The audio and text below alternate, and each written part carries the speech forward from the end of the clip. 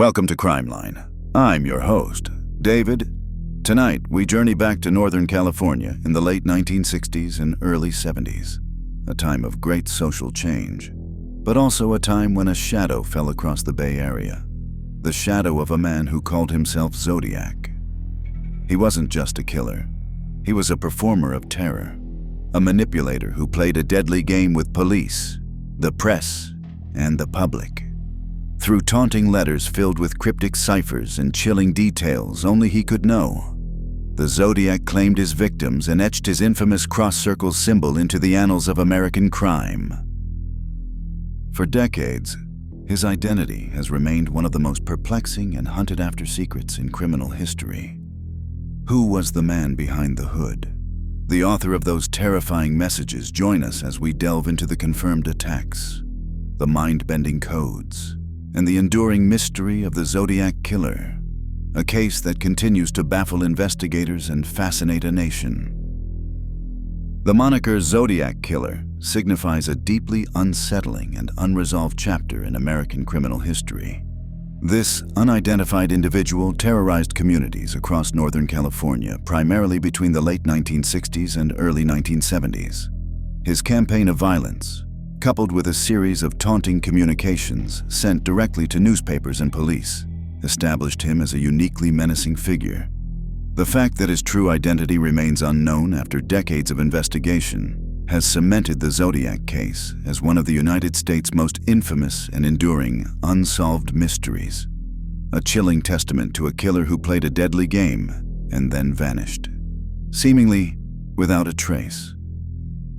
The Zodiac's activities unfolded against the backdrop of a transformative and often turbulent era in Northern California. The late 1960s were a period of significant social change, countercultural movements, and rising anxieties. Within this dynamic environment, the Zodiac's crimes injected a raw and unpredictable element of fear. His confirmed attacks, which officially include 5 murders and 2 attempted murders, span several jurisdictions, including Benicia, Vallejo, Napa County, and the city of San Francisco itself. This geographical spread made him appear omnipresent and elusive, leaving communities across the region feeling vulnerable. He targeted young couples in secluded areas and, in one instance, a lone taxi driver in a dense urban setting, showcasing a disturbing versatility and unpredictability in victim selection and location. What truly distinguished the Zodiac from other violent criminals of his time was his deliberate and theatrical engagement with the public and authorities. He craved attention and masterfully used the media as a platform. Through a series of handwritten letters and greeting cards, often mailed to prominent newspapers like the San Francisco Chronicle, he not only claimed responsibility for his attacks, but also provided specific details that only the perpetrator could know, thereby authenticating his claims. These communications were often laced with threats of future violence, boasts about his cleverness, and a chilling disregard for human life. Integral to these taunts were complex ciphers, which he challenged the public and law enforcement to decode, while some were eventually solved, revealing more of his disturbing psyche. Others remained uncracked for many years, adding to his enigmatic and intellectually intimidating persona. The enduring mystery of the Zodiac Killer stems from this potent combination of brutal violence, direct and taunting communication, the intellectual challenge of his ciphers, and, ultimately, his ability to evade capture, despite extensive investigations, numerous suspects, and the dedicated efforts of both law enforcement and amateur sleuths over half a century. No definitive identification has ever been made. This lack of resolution ensures that the Zodiac Killer remains a figure of dark fascination and a haunting symbol of the limits of criminal investigation when faced with a cunning and elusive adversary. His case continues to be studied, debated, and re-examined, a persistent question mark in the annals of crime. While the Zodiac Killer himself claimed a far greater number of victims, official law enforcement records attribute 5 murders and 2 attempted murders directly to his hand. These canonical attacks occurred over a brutal 10-month span, from December 1968 to October 1969, etching a trail of terror across Northern California. and defining the core of this enduring mystery. Each incident, while distinct, contributed to the terrifying portrait of a versatile and audacious killer. The Zodiac's bloody ledger began on the night of December 20th, 1968, on a secluded lover's lane, Lake Herman Road, in Benicia. High school students David Faraday, 17, and Betty Lou Jensen, 16, were on their first proper date. They were ambushed and shot. Faraday died from a single gunshot to the head, while Jensen was shot 5 times in the back as she apparently tried to flee. There was no robbery, no apparent sexual assault, just cold, swift execution. 7 months later, on July 4th, 1969, the terror moved to Blue Rock Springs Park in Vallejo. Darlene Ferrin, 22, and Michael Mageau, 19, were sitting in Ferrin's parked car when another vehicle pulled alongside. The driver emerged, shone a bright light into their car, and then opened fire with a 9mm handgun. Ferrin was killed. Mageau, despite multiple severe gunshot wounds to his face, neck, and chest, miraculously survived. He provided the first eyewitness description of the attacker. It was after this attack that the Zodiac made his first known contact, phoning the Vallejo Police Department to claim responsibility for both this and the Lake Herman Road murders. The Zodiac's methodology shifted dramatically for his next confirmed attack on September 27, 1969, at Lake Berryessa in Napa County. College students Brian Hartnell, 20, and Cecilia Shepard, 22, were picnicking by the water when they were approached by a man wearing a bizarre, homemade executioner-style hood and a bib adorned with the cross circle symbol. Claiming to be an escaped convict, he bound them before brutally stabbing them multiple times with a long knife. He then walked to Hartnell's car and drew his symbol and the dates of his previous attacks on the door. Shepard succumbed to her injuries 2 days later, but Hartnell survived, providing invaluable details about the attacker's appearance, voice, and chillingly calm demeanor. The final confirmed murder attributed to the Zodiac occurred in a different setting, the bustling city of San Francisco. On October 11, 1969, taxi driver Paul Stein, 29, was shot in the head in his cab in the Presidio Heights neighborhood. The killer then took Stein's wallet, car keys, and, most significantly, a piece of Stein's blood-stained shirt, which he would later mail to the San Francisco Chronicle as proof of his involvement. These 5 victims, David Faraday, Betty Lou Jensen, Darlene Ferrin, Cecilia Shepard, and Paul Stein, along with survivors Michael Mageau and Brian Hartnell, represent the officially recognized human cost of the Zodiac's reign. The attacks demonstrated a chilling adaptability in weaponry and location, targeting young couples in isolated areas, and a lone cab driver in the city, all contributing to a pervasive atmosphere of fear and the legend of an unpredictable, omnipresent killer. While law enforcement officially attributes 5 murders and 2 attempted murders to the Zodiac Killer, the perpetrator himself painted a far more terrifying and prolific picture of his reign. Through his chilling and consistent correspondence with Bay Area newspapers, the Zodiac made escalating claims about his victim count, a number that eventually reached a shocking 37. This self-proclaimed tally, vastly exceeding the confirmed cases, was a cornerstone of his psychological warfare, designed to amplify public fear, mock authorities, and construct an almost mythical aura of invincibility and widespread menace. The Zodiac's boasts about his body count began to appear relatively early in his communication campaign, often tied to his taunts and demands. For instance, in the dripping pen card sent to the San Francisco Chronicle in November 1969, he claimed, "I have killed 7. This was already 2 more than the 5 deaths: Ferrin, Jensen, Faraday, Shepard, Stein that were publicly known and largely attributed to him at that point. The number continued to climb in subsequent communications. A letter from June 1970 claimed, "I have killed 10. Another, postmarked March 1971, accompanying what he called a scorecard, listed even more. The most infamous and direct claim came in his exorcist letter sent in January 1974.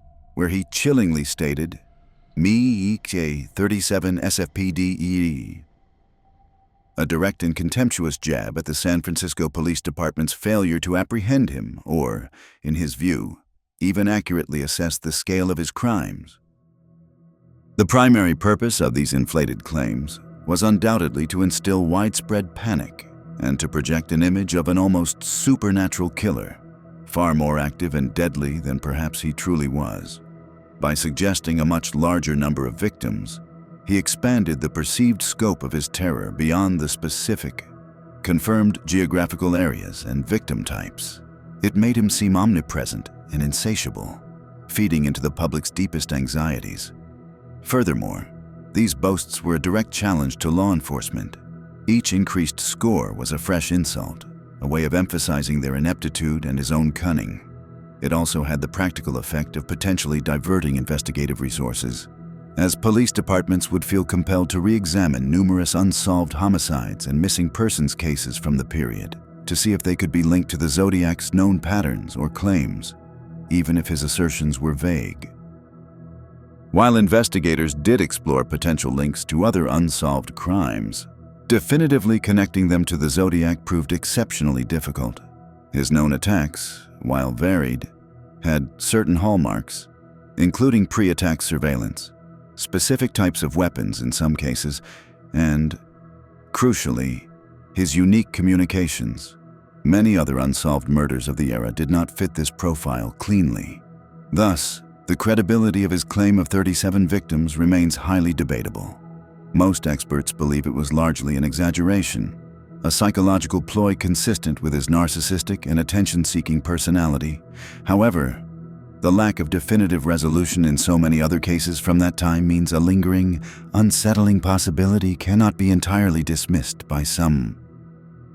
Ultimately, whether the Zodiac killed 5, 7, 10, or indeed 37 people, his boastful claims achieved their intended effect. They cemented his legend as a prolific and elusive killer, contributing significantly to the enduring mystery and fear that surrounds his name. The number 37 became as much a part of his dark mystique as his cross-circle symbol and his unsolved ciphers. The Zodiac Killer distinguished himself from many other violent criminals not only through his acts of murder but, more significantly, through his deliberate and sustained campaign of direct communication with the public and authorities via letters, greeting cards, and ciphers sent to San Francisco Bay Area newspapers. This audacious strategy of self-promotion and taunting transformed his crimes into a terrifying public spectacle, allowing him to control the narrative, instill widespread fear, and cement his enigmatic persona in the annals of American crime. His correspondence was the primary engine driving his infamy. Beginning in the summer of 1969, newspapers like the San Francisco Chronicle, San Francisco Examiner, and Vallejo Times-Herald became reluctant conduits for the Zodiac's messages. His handwritten letters, often characterized by misspellings, grammatical errors, and a chillingly casual tone when discussing murder, served multiple purposes. Firstly, they were a means of claiming responsibility for his attacks. He often included details that only the perpetrator could know, thus authenticating his claims and ensuring his letters were taken seriously. For instance, after the Blue Rock Springs attack, he provided specifics about the ammunition used. Later, he would mail a piece of taxi driver Paul Stein's bloodied shirt, an irrefutable piece of evidence. Secondly, the letters were a platform for overt mockery and psychological warfare. He frequently belittled the police, whom he referred to with contempt, boasting of his superior intelligence and their inability to catch him. He made demands, such as insisting his ciphers be published on the front page of newspapers, threatening more violence if they refused. This put the media in a difficult position, balancing their duty to inform with the risk of amplifying a killer's voice and potentially inciting further panic or copycat crimes. The Zodiac seemed to revel in this power, playing a macabre game with the entire Bay Area. Thirdly, his communications were a tool for self-mythologization. He named himself the Zodiac, adopted the iconic cross-circle symbol as his signature, and made grand, often unverifiable claims about his motives, such as collecting slaves for the afterlife, and the total number of his victims. These elements helped create a larger-than-life villain, more akin to a comic book nemesis than a typical street criminal. The inclusion of complex ciphers further enhanced this image, portraying him as a cunning intellectual adversary, challenging the collective intelligence of society. This campaign of letters and ciphers was not merely an addendum to his crimes, it was arguably central to his objectives. The Zodiac craved attention and infamy, and he understood how to manipulate the media cycle to achieve it. Each published letter was a victory, each unsolved cipher a testament to his elusiveness. This direct engagement ensured that his crimes remained in the public consciousness, fostering an atmosphere of fear and uncertainty that likely provided him with a profound sense of power and control. The written words of the Zodiac, filled with menace and dark puzzles, are as integral to his terrifying legacy as the violent acts he committed. A defining and particularly infamous characteristic of the Zodiac Killer's reign of terror was his use of complex ciphers, cryptographic puzzles that he embedded within his letters to newspapers. These ciphers served as a direct challenge to law enforcement, amateur sleuths, and the general public, transforming his campaign of violence into an unnerving intellectual game. While some of these coded messages were eventually deciphered, revealing more of the killer's disturbing psyche, others remained unsolved for decades, and a few continued to resist definitive interpretation, solidifying the Zodiac's enigmatic legacy. The first, and perhaps most widely known, was the 408 symbol cipher Z408, sent in 3 parts to different Bay Area newspapers in July and August 1969. The Zodiac demanded their publication under threat of further violence. This cipher, a relatively straightforward homophonic substitution code where each letter of the alphabet could be represented by 1 or more symbols, was cracked within a week of its publication. The solution, famously achieved by Salinas schoolteacher Donald Hardin and his wife Betty, unveiled a chilling, misspelled message. In it, the killer expressed his enjoyment of murder, comparing it to hunting wild game, and chillingly stated his belief that his victims would become his slaves in the afterlife. He also declared he would not give his name, as it would slow down his collecting of slaves. Emboldened, or perhaps seeking a greater challenge for his pursuers, the Zodiac mailed his next major cryptogram, the 340-character cipher Z340, to the San Francisco Chronicle in November 1969. This cipher proved to be significantly more complex, baffling FBI cryptographers and code-breaking enthusiasts for an incredible 51 years. Its long-standing insolubility became legendary. It wasn't until December 20, 2020 that a breakthrough was announced by an international team of private citizens: David Orenchak, an American software engineer, Sam Blake, an Australian mathematician, and Jarl van Eyck, a Belgian programmer. The decoded message from Z340 did not reveal the killer's identity, as many had hoped. Instead, it contained more taunts and defiance, stating, "I hope you are having lots of fun in trying to catch me. I'm not afraid of the gas chamber because it will send me to Paratus all the sooner because I now have enough slaves to work for me." Beyond these 2 lengthy ciphers, the Zodiac also sent shorter, even more cryptic coded messages. In April 1970, a letter arrived containing a 13-symbol cipher Z43, preceded by the tantalizing phrase, "My name is..." This cipher has been the subject of intense speculation and numerous proposed solutions, but none have been officially confirmed by law enforcement as correct. Another short cipher Z32 appeared on a map sent in June 1970, purportedly related to the location of a bomb the Zodiac claimed to have planted, a bomb that was never found. This, too, remains officially unsolved. The Zodiac ciphers were a masterclass in psychological manipulation. They ensured continued media attention, engaged the public in his morbid game, and created an aura of intellectual superiority. Each unsolved puzzle deepened his mystique, while even the solved ones provided a horrifying glimpse into his motivations and worldview. They remain a critical element of the case, a testament to the killer's cunning and his desire to leave an indelible, perplexing mark. A crucial element in the Zodiac Killer's campaign of terror and self-promotion was his consistent inclusion of specific, non-public details about his crimes within his letters to the press. This tactic served as undeniable proof to law enforcement and a frightened public that the author of these taunting missives was indeed the perpetrator of the brutal attacks. By revealing information that had not been officially released, the Zodiac not only authenticated his claims, but also underscored his intimate knowledge of the crime scenes, thereby amplifying his psychological dominance over the investigation and the community. This strategy was employed from his earliest communications. For example, in his initial three-part letter sent to Bay Area newspapers on July 31, 1969, following the Blue Rock Springs Park attack on Darlene Ferrin and Michael Mageau, the killer provided details that aligned with investigators' findings but were not yet public knowledge.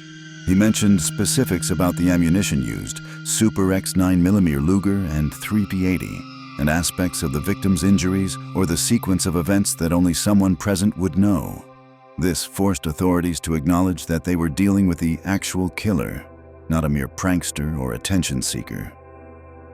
Perhaps the most chilling and irrefutable instance of this tactic came after the murder of taxi driver Paul Stine in San Francisco's Presidio Heights on October 11, 1969. In a letter postmarked October 13, 1969, mailed to the San Francisco Chronicle, the Zodiac enclosed a blood-soaked piece of Paul Stine's shirt. This gruesome souvenir was absolute proof of his involvement. The letter also recounted details of the crime, including his claim that he took Steiner's wallet and car keys and wiped down the cab to remove fingerprints. The inclusion of the shirt piece dramatically escalated the public's fear and confirmed the killer's willingness to collect trophies from his victims, using them as leverage in his morbid game with the media and police. The Zodiac also used his letters to correct or elaborate on details reported in the media or by the police, thereby asserting his superior knowledge and control over the narrative. If a newspaper report contained an inaccuracy about a weapon or a sequence of events, he might issue a clarification in a subsequent letter, often laced with sarcasm or contempt for the perceived incompetence of the authorities and journalists. This kept investigators constantly on the defensive, forced to verify his claims and wonder what other details he might possess. This deliberate leaking of privileged information served multiple psychological purposes for the Zodiac. It fed his narcissistic need for recognition and demonstrated his perceived cleverness in outwitting the police. It allowed him to relive his crimes and assert his power over his victims, even after their deaths. For the public and the police, these details made the threat incredibly real and personal. The Zodiac wasn't just a faceless killer, but an observant, taunting presence who was clearly monitoring the aftermath of his actions and reveling in the fear he created. The consistent accuracy of these secret details was instrumental in building the Zodiac's fearsome legend and ensuring his communications were treated with the utmost seriousness. Integral to the Zodiac Killer's terrifying persona and his campaign of public engagement was his adoption of a unique and chillingly simple insignia, the cross-circle symbol. This emblem, a circle bisected by a cross, typically centered, served as his signature on most of his letters and cards. More than just a sign-off, it became his brand, a universally recognized mark of his violent deeds and elusive identity, forever cementing his place in the iconography of crime. The cross-circle symbol first appeared in the Zodiac's initial wave of letters to Bay Area newspapers in the summer of 1969. Its stark, almost primal design immediately caught public attention. The killer didn't merely append it to his writings. He integrated it into his self-created mythos. The most dramatic use of the symbol outside his correspondence was at the scene of the Lake Berryessa attack on Brian Hartnell and Cecilia Shepard in September 1969. Before leaving, the attacker, who wore a costume also adorned with the symbol, used a black marker to draw the cross circle on Hartnell's car door, along with the dates of his previous confirmed attacks. This act of physically branding a crime scene with his personal mark was a bold assertion of ownership and a direct, visual taunt to law enforcement. The true meaning or origin of the cross-circle symbol, as chosen by the Zodiac, remains an open subject for speculation, as he never offered any explicit explanation. Several interpretations have gained traction over the years. Many believe it represents the crosshairs of a gun sight, a grim nod to his predatory view of his victims. Others have pointed out its resemblance to the logo of the Zodiac Watch Company, a popular Swiss brand at the time, suggesting a macabre pun or a direct link to an item he might have owned. Some researchers have explored connections to astrological symbols, given his chosen moniker, or even ancient symbols like the Sun Cross or Celtic Cross, though any such deeper esoteric meaning is purely conjectural. It is equally possible that the symbol was his own unique creation, designed for its visual impact and memorability. Regardless of its intended significance, the psychological power of the symbol was immense. It provided a tangible, visual identity for an otherwise unseen killer, making his threats and boasts feel more organized and deliberate. Newspapers and television stations reproduced the symbol extensively, making it instantly recognizable to a terrified public. It became a shorthand for unsolved murder and a chilling reminder of the killer's continued freedom. The cross circle was not just a signature. It was a statement of defiance, a recurring motif in his deadly game, and a key element in the construction of his enduring, dark legend. This simple geometric design, through its association with such horrific crimes, transformed into a potent symbol of fear and one of the most infamous trademarks in criminal history. The hunt for the Zodiac Killer stands as one of the most extensive and frustratingly inconclusive criminal investigations in American history. Spanning several decades and involving multiple law enforcement agencies across Northern California, the official efforts to unmask and apprehend this elusive murderer were met with a series of dead ends, near misses, and the killer's own cunning evasiveness. Despite thousands of man-hours, countless leads pursued, and numerous suspects investigated, the Zodiac's true identity remains officially unknown. His case a testament to the profound challenges faced by investigators in an era before widespread DNA technology and sophisticated criminal profiling. The primary investigations were handled by the police departments and sheriff's offices in the jurisdictions where the confirmed attacks occurred: Benicia Police Department, Vallejo Police Department, Napa County Sheriff's Office, and the San Francisco Police Department SFPD. Each agency conducted its own probe, collecting evidence and interviewing witnesses related to the crimes within their purview. The California Department of Justice, DOJ, and later, the Federal Bureau of Investigation, FBI, also became involved, particularly in analyzing the letters and ciphers, and attempting to profile the killer. However, interagency cooperation and information sharing, especially in the early days, were sometimes cited as less than optimal, a common challenge in multi-jurisdictional cases of that era. Investigators faced a multitude of difficulties. The Zodiac's attacks, while sharing some thematic links targeting young people, use of his symbol also showed a degree of variation in location and method switching between firearms and a knife, which initially made it harder to establish a definitive pattern. The forensic science of the late 1960s and early 1970s was primitive by today's standards. While fingerprints were lifted from some letters and a partial print from Paul Stein's taxi, they never led to a conclusive match with any prime suspect. Early DNA analysis on the envelopes and stamps was also limited and often yielded ambiguous or insufficient results for a definitive identification, though partial profiles were eventually developed. Furthermore, the Zodiac himself actively worked to mislead and taunt the investigation. His letters were designed not only to claim credit, but also to confuse, providing false clues or reveling in the police's inability to decipher his messages or anticipate his next move. The sheer volume of tips and potential suspects generated by the intense media coverage also presented a significant challenge, requiring investigators to sift through a mountain of information, much of it irrelevant.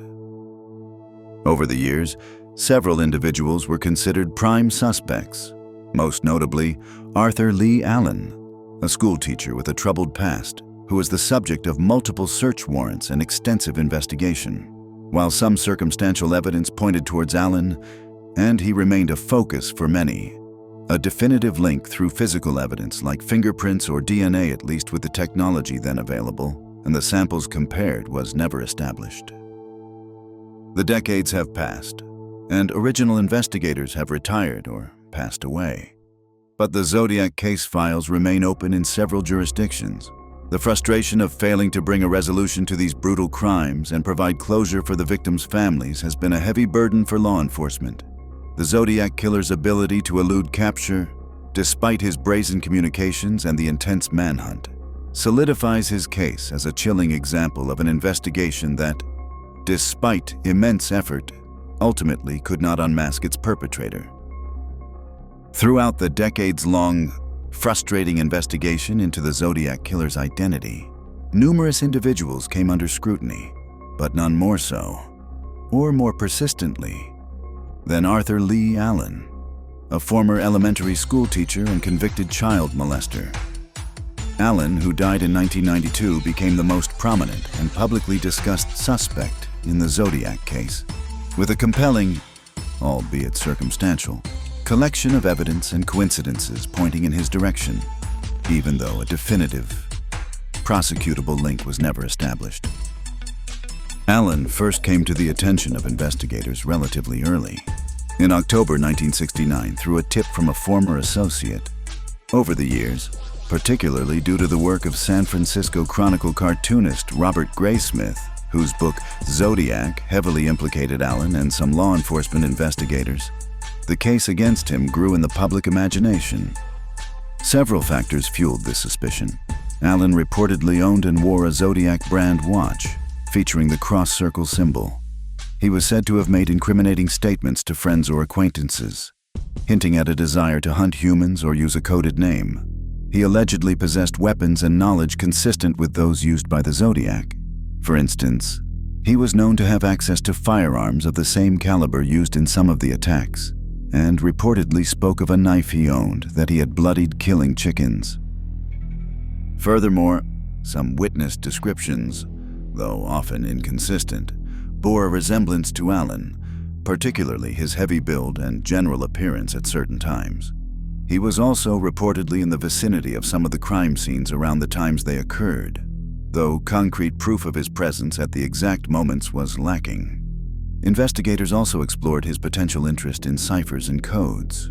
Search warrants executed at Allen's residences over the years yielded items that some found suspicious, though no definitive Zodiac trophy, like a piece of victim's clothing or a murder weapon, was ever found. However, despite these suggestive points, the physical evidence linking Allen directly to the Zodiac crimes was either inconclusive or exculpatory. His fingerprints, obtained by police, were repeatedly compared to latent prints found on some of the Zodiac letters and at the Paul Stein taxi scene. But official reports indicated they did not match. Handwriting analysis of Allen's known samples compared to the Zodiac's distinctive script also yielded conflicting opinions, with most experts concluding they were not from the same person. Perhaps most significantly, DNA testing conducted years after Allen's death on saliva from stamps and envelopes used by the Zodiac did not match Allen's DNA. While some proponents of Allen's guilt argue about the integrity or completeness of these samples, the official forensic findings did not support his involvement. Because of the lack of conclusive physical evidence, Arthur Lee Allen was never formally charged with any of the Zodiac crimes. He maintained his innocence until his death. Nevertheless, he remains a central figure in the Zodiac saga, embodying the frustrating nature of a case filled with tantalizing clues but no definitive answers. For many, he remains the most likely candidate, while for others, he is a tragic example of how circumstantial evidence can create a compelling but ultimately unproven narrative of guilt. A significant factor contributing to the enduring mystery of the Zodiac Killer is the limited and often inconclusive nature of the physical evidence recovered from the crime scenes and the killer's own communications. While investigators meticulously collected what they could, the forensic science of the late 1960s and early 1970s, combined with the Zodiac's apparent cunning or sheer luck, meant that no definitive smoking gun, in terms of physical proof, ever emerged to irrefutably identify him. Fingerprints were a key area of focus. Latent prints were lifted from some of the Zodiac's letters and from Paul Stine's taxicab in San Francisco. However, many of these prints were partial, smudged, or otherwise deemed insufficient for a positive identification against known suspects using the techniques available at the time. While comparisons were made to various individuals, including prominent suspect Arthur Lee Allen, official reports consistently stated that no conclusive fingerprint match was ever made to link him or any other single individual to all relevant pieces of evidence. The Zodiac himself claimed in his letters to have taken precautions, such as wearing 2 pairs of gloves or covering his fingertips with airplane cement, though the veracity of these claims is, like much else, uncertain. Ballistic evidence provided some connections between the crimes, but did not identify the killer. Shell casings recovered from different crime scenes, J. Lake Herman Road. Blue Rock Springs indicated the use of specific firearms, and analysis sometimes suggested the same weapon was used in multiple attacks. For example, a 9mm handgun was implicated in the Farron Majot shooting and the Stein murder. However, without the actual weapon, this only linked events, not a perpetrator, unless a suspect was found in possession of a matching firearm with a clear chain of evidence. DNA evidence, which has become a cornerstone of modern homicide investigations, offered a tantalizing but ultimately frustrating avenue in the Zodiac case. In later years, as technology advanced, saliva residue from the stamps and envelope flaps of some Zodiac letters was subjected to DNA analysis. This testing did yield partial DNA profiles, notably of a male. Crucially, these profiles were compared against key suspects like Arthur Lee Allen and were found not to be a match, effectively clearing him in the minds of many based on this particular evidence. However, the DNA profiles obtained were often incomplete or mixed, and without a match in existing databases or from a new suspect, they served more to exclude certain individuals than to identify the Zodiac himself. The hope remains that advancements in genetic genealogy, which have solved other cold cases, might one day provide a breakthrough if sufficient viable DNA still exists and can be appropriately analyzed. Other potential physical evidence, such as fibers or hairs, would have been subject to the limitations of forensic analysis at the time. The contamination of crime scenes, particularly in the early stages of some of the investigations, also likely hampered the collection of pristine physical evidence. The Zodiac's calculated taunts and the passage of decades have further complicated the evidentiary picture, leaving a legacy where the absence of definitive physical proof remains a central reason why the killer's identity continues to be one of America's most compelling, unsolved criminal puzzles. Amidst the Zodiac Killer's deadly rampage, 2 individuals miraculously survived his brutal attacks, providing invaluable, albeit sometimes perplexing, eyewitness accounts of the man behind the reign of terror. Their testimonies, offered under circumstances of extreme trauma, offered the closest glimpses investigators would get of the physical characteristics and demeanor of the killer. These descriptions, while not always perfectly consistent and subject to the inherent challenges of eyewitness recall, were crucial in shaping early police sketches and the ongoing efforts to identify the Zodiac. The first survivor was Michael Mageau, who was attacked alongside Darlene Farron at Blue Rock Springs Park in Vallejo on July 4, 1969. After the shooter approached their car and opened fire, Mageau, despite being grievously wounded, was able to provide a description. He described the attacker as a white male, short and heavy-set, possibly around 5'8" and 195 to 200 pounds, with short, light brown curly hair. He did not recall seeing the attacker's face clearly due to the flashlight shown at them. Mageau's description was vital as it was the first direct physical account of the killer. The second survivor, Brian Hartnell, endured the terrifying and bizarre attack at Lake Berryessa on September 27, 1969, where his companion, Cecilia Shepard, was fatally stabbed. Hartnell himself was stabbed multiple times, Critically, this attacker wore a distinctive, dark, executioner-style hood with a cross-circle symbol on it, obscuring his face entirely. However, Hartnell was able to provide details about the man's voice, which he described as calm, measured, and without any distinct accent, possibly with a slight drawl. He also gave estimates of the man's height around 5'10" to 6'0", and build solid, somewhat stocky, observing his movements and demeanor during the prolonged encounter. Hartnell noted the attacker's apparent preparedness, including pre-cut lengths of plastic clothesline used to bind them. The descriptions from Majot and Hartnell, while invaluable, did present some inconsistencies, particularly regarding height and build, though this is not uncommon in eyewitness accounts given under duress, and, in Hartnell's case, with the attacker's appearance largely concealed by a costume, police sketches were developed based on these testimonies, most notably one depicting a bespectacled man with a crew cut, which became one of the enduring images associated with the Zodiac, though its direct link to a specific, clear sighting was complex. These survivor accounts were crucial in the investigation, particularly when assessing potential suspects. For instance, when Arthur Lee Allen became a prominent suspect, investigators tried to reconcile his physical characteristics with the descriptions provided by Majot and Hartnell. While there were some overlaps, there were also discrepancies that kept the link from being definitive. The survival of Michael Majot and Brian Hartnell was nothing short of miraculous, and provided a human element to the otherwise ghostly persona of the Zodiac. Their courage in recounting their horrifying experiences offered law enforcement their only direct windows into the killer's physical presence and behavior. However fleeting or obscured those glimpses might have been, their testimonies remain a critical, albeit complex, part of the Zodiac puzzle. The Zodiac Killer case, with its potent cocktail of unsolved mystery, a taunting, media-savvy antagonist, cryptic ciphers, and shocking violence, has exerted a powerful and enduring fascination over popular culture for decades.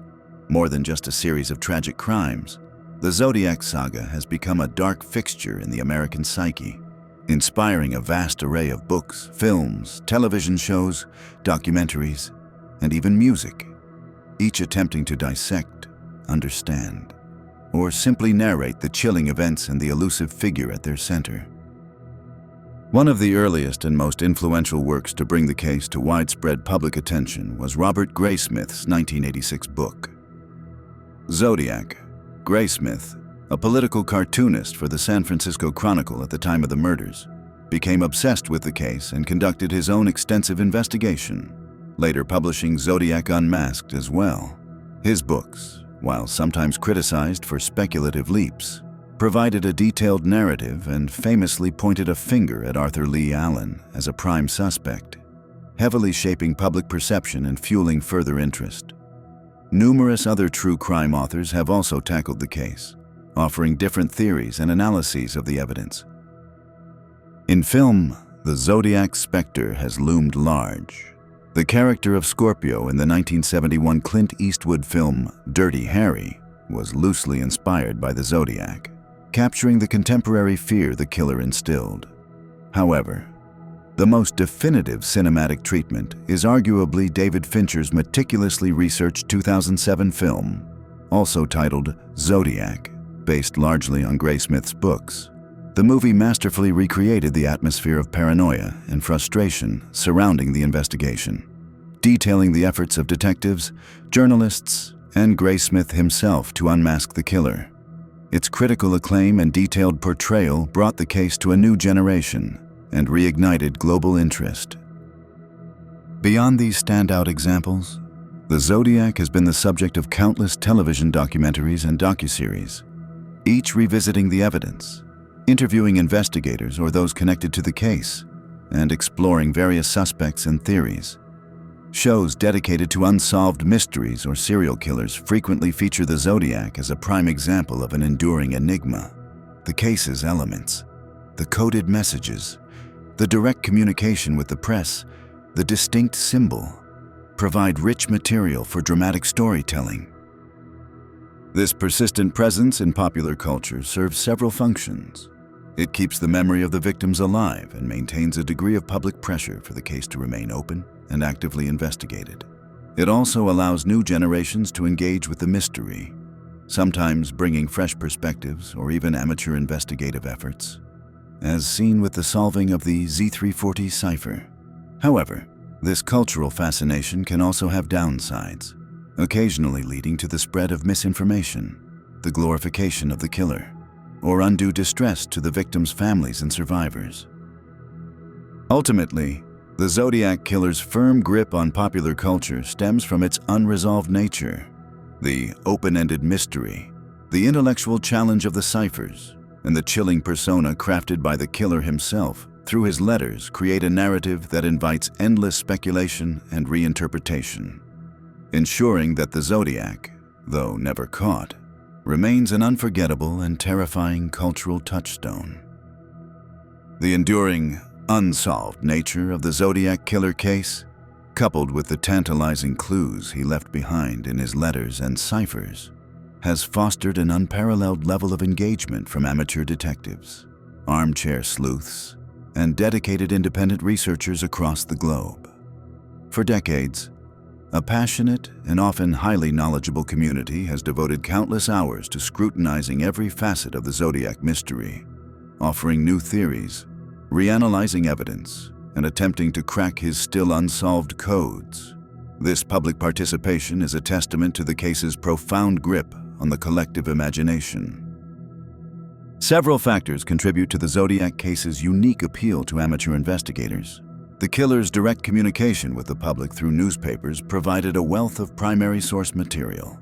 His letters, his handwriting, his ciphers, and his taunts. This direct engagement made the public feel almost like participants in his deadly game. The cryptographic puzzles, in particular, presented an irresistible intellectual challenge, inviting anyone with an interest in code breaking to try their hand. Furthermore, the perceived shortcomings or dead ends in the official investigations led many to believe that a fresh perspective or a dedicated individual outside of law enforcement might hold the key to unlocking the case.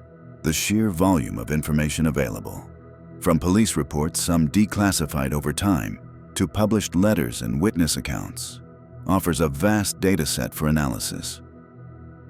The advent of the internet dramatically amplified the efforts of these citizen sleuths. Online forums, dedicated websites, podcasts, and social media groups became hubs for sharing information, debating theories, and collaborating on research. Websites like Tom Voigt's Zodiac Killer.com have served as extensive archives, meticulously compiling case files, letters, and suspect information, making it accessible to a global audience. This online collaboration has led to significant developments, most notably the 2020 cracking of the complex Z340 cipher by a team of 3 private citizens from different countries, a feat that had eluded FBI cryptographers for over 50 years. The contributions of amateur detectives, however, are a double-edged sword. On one hand, their passion, dedication, and diverse skill sets can bring new energy and innovative approaches to cold cases. They can uncover overlooked details, digitize and cross-reference vast amounts of information, and keep public pressure on authorities to not give up. The Z340 solution is a prime example of their potential. On the other hand, the sheer volume of theories, some more credible than others, can create a significant amount of noise and misinformation. Individuals wrongly accused by amateur theorists can suffer considerable distress, and law enforcement agencies can be inundated with tips that require time and resources to vet. Despite these challenges, the phenomenon of amateur sleuthing in the Zodiac case highlights a deep-seated human desire for answers and justice, especially in the face of such an audacious and unresolved evil. These dedicated individuals, driven by curiosity, a sense of civic duty, or perhaps the intellectual thrill of the chase, continue to ensure that the Zodiac Killer and the memory of his victims are not forgotten, embodying the collective hope that one day the puzzle will finally be solved. After a period of intense activity that included confirmed murders, taunting letters, and complex ciphers throughout the late 1960s and into the early 1970s, the Zodiac Killer's overt communications with the public and press began to wane and then, seemingly, ceased. The last letter widely and officially authenticated as being from the Zodiac was received by the San Francisco Chronicle in January 1974, the Exorcist letter, in which he claimed, "Me, E37 Essa FPD Sec. Ro." While a few other communications were received by newspapers in subsequent years, purportedly from the Zodiac, their authenticity is highly debated and generally not accepted by most authorities or leading researchers. This rather abrupt tapering off and eventual silence from such a prolific and attention-seeking correspondent is one of the most perplexing aspects of the case, fueling numerous theories about his fate or motivations. Several hypotheses have been proposed to explain why the Zodiac Killer might have stopped his murderous activities and/or his letter-writing campaign. Death or incapacitation. One of the most straightforward explanations is that the Zodiac may have died due to natural causes, an accident, suicide, or even at the hands of another, or become physically or mentally incapacitated, rendering him unable to continue his crimes or communications. If he acted alone, his death or severe illness would naturally bring his activities to a halt. Incarceration or institutionalization. It's possible the Zodiac was arrested and imprisoned for an unrelated crime, or perhaps committed to a mental institution. If so, his ability to commit further murders or send letters would have been severely curtailed. Investigators have explored this avenue by checking prison records, but no definitive link has been established. A conscious decision to stop. The Zodiac may have made a deliberate choice to cease his activities. This could have been due to a fear of impending capture as law enforcement efforts intensified, a change in his personal circumstances, a marriage, relocation, new job, a waning interest in the game, or even a perverse sense of having achieved his desired level of infamy. Some profilers suggest that such killers can sometimes burn out or find other outlets for their urges. Relocation. He might have moved out of the Northern California area, or even out of the country, thus ending his reign of terror in that specific region. Loss of media interest. While less likely to be the sole reason for stopping murders, a perceived decrease in the sensational media coverage his letters garnered could have diminished one of his primary motivations for writing. The Zodiac's silence did not necessarily bring peace of mind for the public and victims' families. It meant the killer was still potentially at large, his identity unknown, capable of resurfacing at any time. For investigators, it meant the trail grew colder, the chances of a breakthrough diminishing with each passing year. The absence of new letters or confirmed Zodiac crimes after the mid-1970s only added to his mystique. Did he outsmart everyone and simply retire from his work, or did fate intervene in a more mundane way? This vanishing act is a critical component of the Zodiac's legend. Unlike killers who are caught or whose identities are revealed posthumously, the Zodiac's fade into silence left a void filled with speculation, making him an almost mythical figure who could be anyone, anywhere, or simply no more. This ambiguity is a key reason why the case continues to fascinate and why the search for answers persists. More than half a century after his last confirmed murder, the Zodiac Killer case endures as one of America's most iconic and profoundly unsettling cold cases. Its official status as unsolved does little to diminish its potent grip on the public imagination or its significant, multifaceted legacy within the realms of criminology, law enforcement, and popular culture. The Zodiac Killer is not merely an unidentified murderer. He represents a chilling archetype of criminal audacity, intellectual malevolence, and the frustrating limits of justice. The term cold case refers to a criminal investigation that has remained unresolved for a significant period, with no new credible leads emerging despite initial efforts. The Zodiac case is a quintessential example. Despite intensive investigations by multiple police departments, the California Department of Justice, and the FBI, and despite the killer's own prolific and taunting communications, his identity was never definitively established, and no arrests directly related to his confirmed crimes were ever made. The passage of time has seen key witnesses and investigators pass away, memories fade, and physical evidence potentially degrade, making a future resolution increasingly challenging, though not entirely impossible with advancements in forensic science like genetic genealogy. The enduring notoriety of the Zodiac case stems from a unique confluence of factors. The killer's direct engagement with the media through letters and ciphers transformed him from a faceless predator into a public antagonist, playing a very open and terrifying game. His intellectual challenges, particularly the cryptographic puzzles, invited public participation and created an almost folkloric aura around his intelligence. The seemingly random nature of some of his attacks, coupled with his brazen taunts and threats of further violence, instilled a widespread fear that resonated far beyond the immediate Bay Area. The fact that he simply vanished after 1974 without explanation only deepened the mystery. The Zodiac case has had a lasting impact on law enforcement practices, highlighting the challenges of multi-jurisdictional investigations and contributing to the development of more sophisticated approaches to serial crime analysis and criminal profiling. It also served as a stark lesson in how a killer could manipulate the media and public perception. For the true crime genre, the Zodiac has been an inexhaustible source of material, inspiring countless books, films, and documentaries that dissect every angle of the mystery, keeping the case alive for new generations, but also sometimes blurring the lines between fact, speculation, and fiction. For the families of victims, David Faraday, Betty Lou Jensen, Darlene Ferrin, Cecilia Shepard, and Paul Stein, and for survivors Michael Mageau and Brian Hartnell, the lack of resolution means an absence of true closure. The case stands as a somber testament to the existence of profound evil that can, at times, elude justice.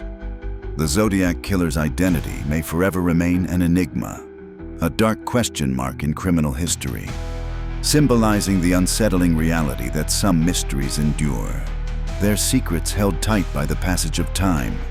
His legacy is one of fear, frustration, and an unending, chilling fascination. The shadow of the Zodiac Killer, with his taunting ciphers and unsolved brutality, continues to linger over Northern California and the annals of true crime, a chilling testament to a mystery that endures. I'm David, and this